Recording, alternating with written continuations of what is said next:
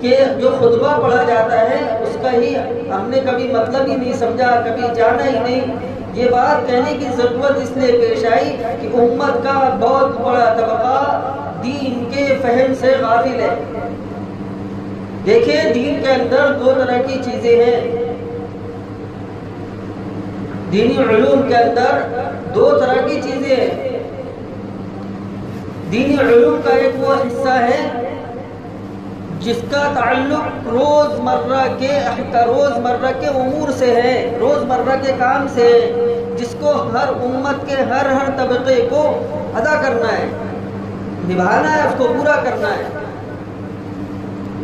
اور دین کا ایک حصہ وہ ہے جو گہرائی والا ہے،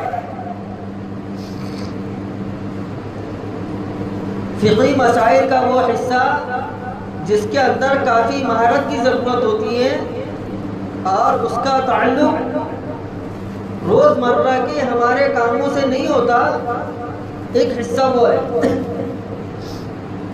تو دینی امور کا وہ حصہ جس کی ہم کو روز ضرورت پڑتی ہے، اس کا جاننا، اس کا معلوم ہونا اور صحیح طریقے سے معلوم ہونا، یہ امت مسلمہ کے ہر بالغ مرد عورت پر فرض عین ہے۔ نماز فرض ہے تو نماز کے فرائض، نماز کے واجبات، یہ ساری چیزوں کو جاننا بھی فرض ہے۔